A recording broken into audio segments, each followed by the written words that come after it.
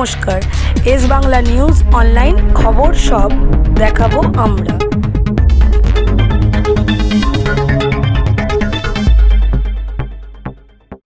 দেবদা বহুদিন পর মানে যে মানুষটা বলেছিল কবে আইবে আমার পার্লারে, সে আজকে বলছে হাইরে বিয়ে হলো কেন? এটা একমাত্র দেবী পারে। নেক্সট দেবদা এতদিন মানে অ্যাকশনে ফিরছো এটা তো সবাই জানতো, বাট তার সাথে ডান্স মানে যেভাবে দেবদাকে এতদিন ধরে সবাই দেখেছে, আবার সেই দেবদাকে মানে ব্যাক দেখছে, তাও একটা নতুন অবতারে। তো তোমার কেমন লাগছে? না না, একদম খুব ভালো লাগছে। তোমার কেমন লাগছে তোমাকে ওভাবে দেখে? কোশ্চেনটা ইয়ার ভালো না লাগে ছবিটা করতাম না, তবুও মানে দর্শকদের জন্য এত সারপ্রাইজ আসছে একের পর এক। আমি নিজেকে কোথায় দেখতে চাই সেটাই ইম্পর্টেন্ট। আমি চাই আমার বডি অফ ওয়ার্কের মধ্যে যখন দেবকে নিয়ে আলোচনা হয় তখন লোকে এটা বলে, দেব সে পাগলু, রংবাজ, চাঁদের পাহাড়, লে ছক্কা, দুই পৃথিবী, সাঁঝবাতি, প্রজাপতি, চ্যাম্প, ককপিট, কিছুদিন আগে মুক্তি পেল টেক্কা, এবং এখন খাদান এবং রঘু টাকার, সব কিছু আমি তৈরি করেছিল, আমিই ভাঙি। আমার মনে আছে যখন আমি শুরুতেই যখন আমি পরাঞ্জয় জলিয়ারে হচ্ছে বা যেদিকে আমার দুজনে হচ্ছে, সেই সময় আমি লে ছক্কা বলে একটা ছবি সাইন করেছিলাম। যেই সময় আমার রংবাজ হিট, সেই সময় আমি গুণহাস এবং চাঁদের পাহাড় সাইন করেছিলাম। যেই সময় আমি চেয়েছিলাম কি কার সকল রিমেক ছবি করবো না, সেই সময় নিজের প্রোডাকশন হাউস খুলে একের পর এক নতুন ধারার ছবি করে গেছি। চলেন সেটা আলাদা, আমার চেষ্টার মধ্যে কোনো খামতি ছিল না। যখন লোকে ভাবছে দেব এখন ফ্যামিলি নিয়ে ব্যস্ত আছে, ফ্যামিলি ড্রামা নিয়ে খুশি, এবং সত্যি মানে সবকটা ছবি যদি দেখো, সবকটা ব্যবসা করেছে, তার মধ্যে অনেকগুলো ব্লকবাস্টার আছে, অনেকগুলো অল টাইম হিট আছে, সুপার হিট।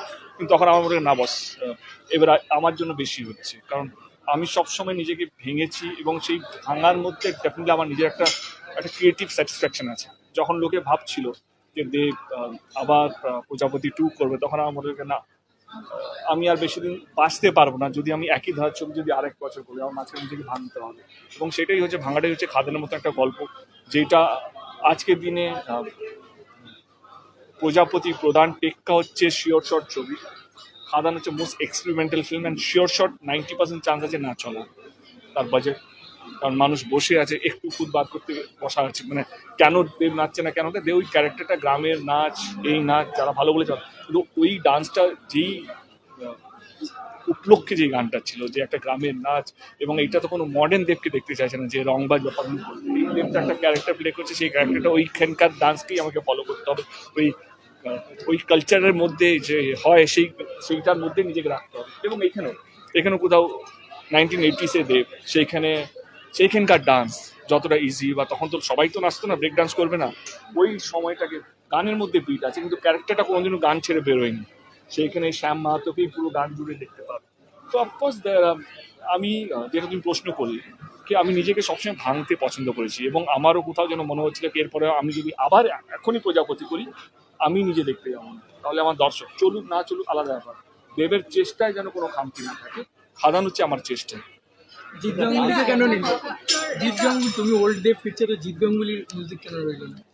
তা তুমি বলতে মিঠুন চক্রবর্তী কেন নিলে না, তুমি বলবে তাহলে শ্রাবন্তী কেন নিলে, আরে নেওয়া না, প্রত্যেকটা গল্প একটা জায়গা তোমাদের জুটিটা খুব মারাত্মক আছে। তো আমি মরে গেছি না, জিদ্দা মরে গেছে, দুজনেই বেঁচে আছে, ডেফিনেটলি হবে। আফটার প্যারেলাল মানে পাগলু, কোকাবাবু, প্যারেলাল এই সব কিছুর পর আবার যখন তুমি ডান্সে পেলে এত বছর পর মোটামুটি, আমি